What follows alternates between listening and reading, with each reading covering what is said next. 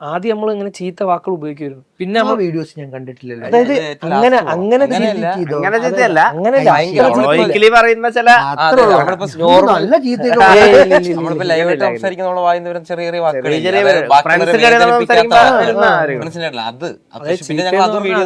അത് റിമൂവ് ചെയ്തു. ഞാൻ കണ്ടതിലൊന്നും അങ്ങനത്തെ ഒന്നും താഴെ പോയി കിട്ടും. അപ്പൊ നമ്മള് തന്നെ ഇപ്പൊ ആലോചിച്ചിരിക്കും, ഇവിടെ നമ്മൾ അന്ന് ഇങ്ങനെ പറഞ്ഞില്ല. 10K വ്യൂ കിട്ടിയാലും 10,000 പേരാണ്. 10,000 പേരാ. അതെ, ഹ്യൂജ് ആണ്. അത് 10,000 പേര് കണ്ടാൽ അത്ര പേർക്ക് അത് ഇടയിൽ എത്തി.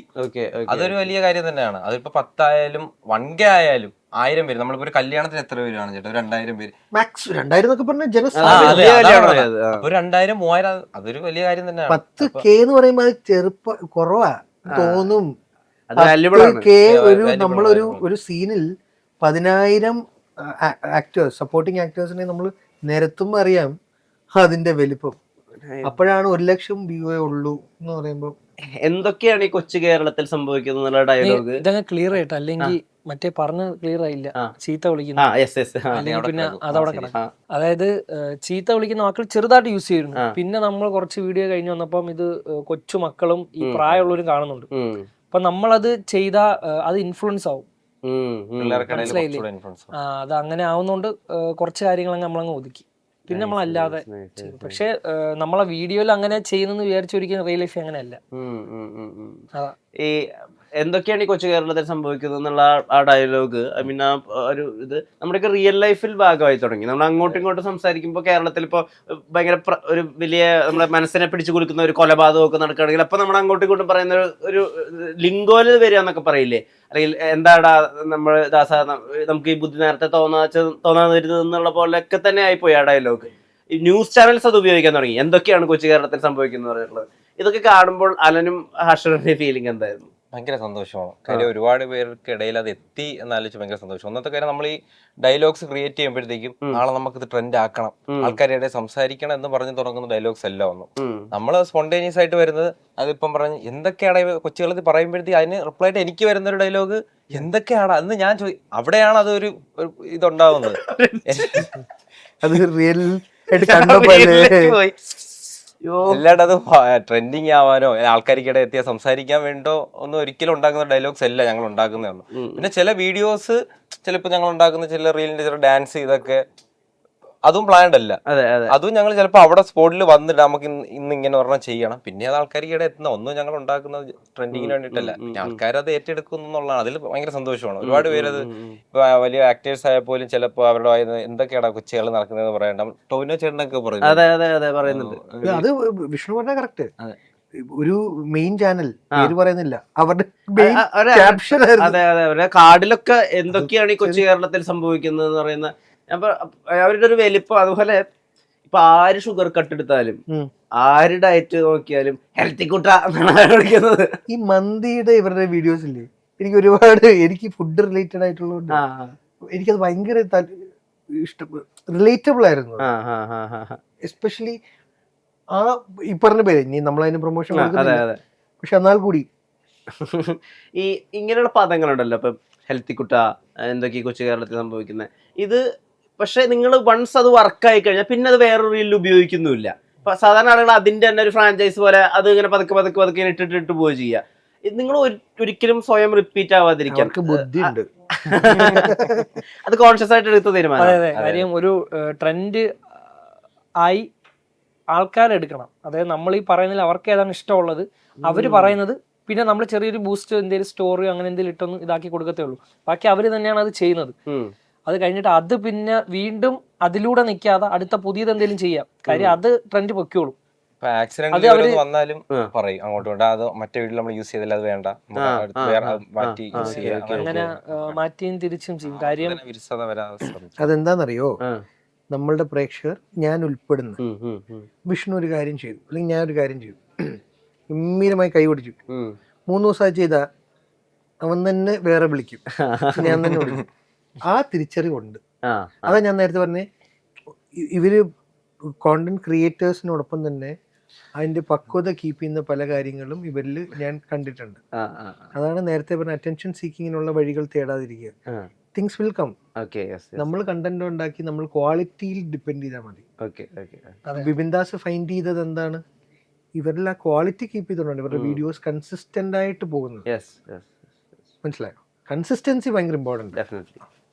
ഈ വിപിൻ ദാസ് എങ്ങനെയാണ് നിങ്ങളെ കൊണ്ട് അഭിനയിപ്പിച്ചെടുത്തത്? അപ്പോൾ അദ്ദേഹം പറഞ്ഞിട്ടുണ്ട് നിങ്ങളുടെ ഒരു ടീമിൽ മാത്രമാണ് നിങ്ങൾ കംഫർട്ടബിൾ. അതായത് നിങ്ങൾ പെട്ടെന്ന് ഇപ്പോൾ വേറെ കുറേ സങ്കേതങ്ങളൊക്കെ ആയിട്ട് വന്നു കഴിഞ്ഞാൽ, കുറേ ക്യാമറയും വേറൊരു ഡയറക്ടറൊക്കെ വന്നു കഴിഞ്ഞാൽ നിങ്ങൾ ഓക്കെ ആയിരിക്കില്ല. അപ്പോൾ നിങ്ങൾ പതുക്കെ സംസാരിച്ച് കൊണ്ടുവരികയായിരുന്നു. ഞങ്ങൾ വീഡിയോസൊക്കെ കണ്ടിട്ടുണ്ട്, മീൻ പിടിക്കാൻ പോകുന്ന വീഡിയോസൊക്കെ കണ്ടിട്ടുണ്ട് വിപിൻ ഒക്കെ ആയിട്ട്. അപ്പോൾ എങ്ങനെയാണ് ആൾ നിങ്ങളെ ക്യാൻവാസ് ചെയ്തത്? അതായത് അതിപ്പം അവിടെ മാത്രമല്ല, ഇപ്പൊ നമ്മൾ പൊതുവെ ഒരു സ്ഥലത്ത് ചെല്ലുമ്പം നമ്മൾ ആദ്യമേ കയറി ഇതാവില്ല. അതാണ് അതിനുള്ള ബേസിക് കാര്യം. നമ്മള് ഇപ്പം അതിപ്പോ അവിടെ ആ സിനിമയുടെ ലൊക്കേഷൻ ആയതുകൊണ്ടാണ്. ഇപ്പൊ നാളെ നമ്മളൊരു വീട്ടിൽ പോവുകയാണെങ്കിൽ നമ്മൾ അവിടെ കയറി ആദ്യമേ ബഹളം വെക്കില്ല, നമ്മള് പയ്യെ അപ്പൊ അതായിരിക്കും ചേട്ടൻ ആദ്യമേ കണ്ട നമ്മളെ. മനസ്സിലായില്ല? അപ്പൊ അതേ കണക്ക് പിന്നെ ചേട്ടനെ അത് അക്സെപ്റ്റ് ആയി. ഓക്കെ, പിന്നെ അവർക്ക് ആ രീതി പറ്റുമെന്ന് ചേട്ടൻ തോന്നിയോണ്ടാണ് പിന്നെ പല രീതിയിലുള്ള റോളും കാര്യങ്ങളൊക്കെ മാറി തിരിഞ്ഞൊക്കെ വന്ന. അതായത് നമ്മളാ ചെല്ലുമ്പോഴേ സിനിമയിൽ നമ്മൾ അത്രയും ആക്റ്റീവ് ആയിരിക്കുമല്ലോ. കാര്യം നമ്മൾ പുതിയതായിട്ട് കാണുന്ന ആൾക്കാർ നമ്മൾ ഇതോട്ടും ജീവിതത്തിൽ കാണാത്ത, അതായത് ഇപ്പൊ പ്രൊമോഷന്റെ ഭാഗമായിട്ട് ചെന്നപ്പോഴാണ് നമ്മൾ ഈ ഓരോ റിയാലിറ്റി ഷോയിലൊക്കെ സെറ്റ് തന്നെ കണ്ട. മനസ്സിലായില്ല? നമ്മൾ ഇതിൻ്റെ അകത്ത് ഇത് എങ്ങനെയാ സെറ്റ് ചെയ്ത് വെച്ചേക്കുന്നത്? അതായത് അറിയത്തില്ല, തുറന്നു കയറുമ്പോ വേറെ സ്ഥലം. കാര്യം നമ്മൾ ഈ വീഡിയോ ഡേയിലായാലും അങ്ങനെ പോകുന്നില്ല, നമ്മളിപ്പോ പടത്തിന്റെ ഭാഗമായിട്ടാണ് ഇവിടെയൊക്കെ ചെല്ലുന്നത്. മനസ്സിലായില്ലേ? അപ്പൊ നമുക്ക് അതൊക്കെ ഒരു പുതിയൊരു അനുഭവമാണ്. അത് കണക്ക് തന്നെ നമ്മളൊരു സ്ഥലത്ത് ആദ്യമായിട്ട് ചെല്ലുമ്പോൾ നമ്മൾ കുറച്ചു ഇതായിട്ട് നിൽക്കും, അത് കഴിയുമ്പോൾ നമുക്ക് അതങ്ങ് മാറും. അല്ലാതെ ഈ കുമാർ മാമ ശരിക്കുള്ള ഒരാളാണോ? അല്ല, അത് നമ്മളെ പല വീഡിയോസിലായിട്ട് നമ്മളിങ്ങനെ പറഞ്ഞു വെക്കാന്ന് വിചാരിച്ചു. അങ്ങനെ ആളില്ല. അങ്ങനെ ആളില്ല അല്ലേ? ശരിക്കും അവിടെ അങ്ങനെ ഒരു ചായക്കടയും അങ്ങനെ ചായക്കടക്കാരുണ്ടെന്ന് ആള് ഇക്കാര്യത്തിൽ ഇടപെട്ട് ഇത് ഒതുക്കിയെന്നെ. നമ്മളെല്ലാ വീഡിയോസിലും ചേട്ടൻ അറിയാൻ വേണ്ടി പറയാം, എല്ലാ വീഡിയോസിലും നമ്മൾ ഒരു ക്യാരക്ടർ കൊണ്ടുവരും. ആ ക്യാരക്ടർ അങ്ങനെ ആളില്ല നമ്മളോടത്തില്. കുമാർ മാമ എന്നാണ് പേര്. അതാ ചോദിച്ചത്, ഇല്ലാത്തൊരാളിന്റെ പേരിൽ നമ്മൾ ഓരോരോ കാര്യങ്ങൾ ഉണ്ടാക്കി പറയും. നമ്മുടെ മറ്റേ എന്താണ് ഇപ്പം നിങ്ങൾ സിനിമയിൽ അഭിനയിക്കുന്ന സമയത്ത് റീലിൽ അഭിനയിക്കുന്നതിന്റെ മീറ്റർ അല്ല, കുറച്ച് മാറ്റി ചെയ്യണം എന്നൊക്കെ പറഞ്ഞല്ലോ. അതിലേക്ക് എങ്ങനെയാന്ന് സെറ്റ് ആയതൊന്ന് പരുവപ്പെട്ടെ? നമുക്ക് ആദ്യം ഒരു 5 ദിവസം ഒരു വർക്ക്ഷോപ്പ് ഉണ്ട്. വർക്ക്ഷോപ്പിൽ അതിൽ കാര്യങ്ങളൊക്കെ ഇങ്ങനെ പറഞ്ഞു തന്ന് ഓരോന്ന് ചെയ്യിപ്പിച്ച്, പിന്നെ സിനിമയുടെ ആദ്യത്തെ ദിവസം രാജേഷ് മാഷ് എന്നാണ് വിളിക്കുന്നത്. രാജേഷ് ചേട്ടനായിരുന്നു, പുള്ളിയായിരുന്നു നമുക്ക് വർക്ക്ഷോപ്പിൽ എല്ലാ കാര്യങ്ങളും റീൽസിന്റെ മീറ്റർ നമുക്ക് 5 ദിവസം ഒരു വർക്ക്ഷോപ്പ് ഉണ്ട്. അതെ ലോഞ്ച് സിനിമ വാഴയാണ്. അപ്പോൾ 5 ദിവസം വർക്ക്ഷോപ്പ് ഉണ്ടായിരുന്നു. അത് നല്ലപോലെ യൂസ്ഫുൾ ആയി. കാര്യം ഓരോ കാര്യങ്ങൾ പറഞ്ഞു, നമുക്ക് റീൽസിൽ നിന്ന് മാറിയിട്ട് നമുക്ക് ഓരോ ഷോട്ട് എങ്ങനെയാണ്, അതായത് ഒരു സീൻ തന്നു കഴിഞ്ഞാൽ നമ്മൾ എങ്ങനെ അത് ഗൗരവത്തോടെ ചെയ്യണം, എന്ത് കാര്യം അതിൽ ഇടണം. അപ്പൊ നമുക്ക് നല്ല ഉപയോഗം വന്നു സിനിമയ്ക്ക്. അപ്പൊ നമ്മൾ ഓരോ സീൻ ചെയ്യുമ്പോഴും നമുക്കിങ്ങനെ അത് ആ പഠിപ്പിച്ചെന്ന കാര്യങ്ങൾ ഞങ്ങൾക്ക് നല്ല ഉപയോഗമായിട്ടുണ്ട്, നല്ല രീതിയിൽ ഇതായിട്ട്. അപ്പൊ സീൻ വൈസ് ആയിട്ട് ഞങ്ങൾക്ക് ചെയ്യാൻ പറ്റുന്നുണ്ട്. ഈ ഇപ്പൊ റീലൊക്കെ ക്രിയേറ്റ് ചെയ്യുന്ന സമയത്ത് വളരെ ചെറിയ ഡീറ്റെയിൽസ്, ഇപ്പൊ തലയിൽ ഒരു പൂ കുത്തി വെച്ചോന്ന് വെച്ചാൽ ഈ വലിയ ആളാണ് പറയുന്ന ഒരു ഒന്നുമില്ല, ചെറിയൊരു സൺഫ്ലവറിന്റെ പോലത്തെ ഒരു പൂ തലയെ കുത്തി വെച്ചിട്ടുണ്ട് ഇദ്ദേഹം. അപ്പൊ അത് കണ്ടിട്ട് പറയാണ് ഇത് തലയെ പൂ വെച്ച് കഴിഞ്ഞാൽ വലിയൊരാളാണ്. അത് ഭയങ്കര ചിരി ഉണ്ടാക്കുക നമുക്ക്. അതുപോലെ ഇപ്പൊ നമ്മൾ പലതരം ഫലൂഡകൾ കേട്ടിട്ടുണ്ട്, അല്ലെങ്കിൽ നമ്മൾ ഈ പറഞ്ഞ പോലെ മെനുവിൽ കണ്ടിട്ടുണ്ടെങ്കിൽ മോൺസ്റ്റർ ഫലൂഡ എന്ന് പറയുന്ന ഒരു സാധനം മെനുവിൽ ഉണ്ടായിരുന്നല്ലോ, അത് ഇത്ര വലിയ സാധനമാണല്ലോ എന്ന് നമുക്ക് തോന്നുന്നത് നിങ്ങളുടെ റീൽ കാണുമ്പോഴാണ്. ഈ ചെറിയ ഡീറ്റെയിൽസ് എങ്ങനെ സംസാരിച്ച് വരുന്നതാണോ? അതെങ്ങനെ പറയാം ബ്രോ, അത് പ്ലാൻ ചെയ്യുന്നതല്ല. ഇപ്പൊ നമ്മളിപ്പോ നോർമലി ഒരു കാര്യം സംസാരിക്കുമ്പോൾ നമ്മൾ ഇതിൽ നിന്ന് എന്തെങ്കിലും ഒരു കാര്യം കിട്ടും, അത് റിയൽ ലൈഫിൽ ആൾക്കാർ നോർമലി പറഞ്ഞു പോണേ. അപ്പൊ നമ്മളെ വീഡിയോ ഇങ്ങനെ റിപ്പീറ്റ് വരുന്നതുകൊണ്ട് നിങ്ങൾ അത് ശ്രദ്ധിക്കുന്നേ. അപ്പൊ ആ സമയത്ത് വലിയ ഫലൂഡയ്ക്ക് വേണ്ടി ഞാൻ മോൺസ്റ്റർ ഫലൂഡ കണ്ടിട്ടുണ്ട്. ഈ ഇതിലൊക്കെ ഫലൂഡ തന്നെ ഇത്രയുണ്ട്. ഇപ്പൊ മോൺസ്റ്റർ എന്ന് പറയുമ്പോൾ തന്നെ അതിലെന്തോ കൂടുതലുണ്ട്. അപ്പൊ ഞാൻ പറയുമ്പോ അത് കൂടുതൽ എടുത്ത് പറയാൻ വേണ്ടി ഞാൻ അവന്റെ അടുത്ത് അത് ഉപയോഗിച്ചു. അത് പിന്നെ പൂ ഇരിക്കുമ്പോ ഇവന്റെ മുഖത്ത് എടുത്ത് വെച്ചപ്പോഴത്തേക്ക് അവനെ ഡയലോഗ് പറയാൻ തോന്നുമ്പോ അത് പറയും. അതൊന്നും സ്ക്രിപ്റ്റോ അല്ലെങ്കിൽ നമ്മൾ എഴുതിയ ഡയലോഗ് ഒന്നും അല്ല.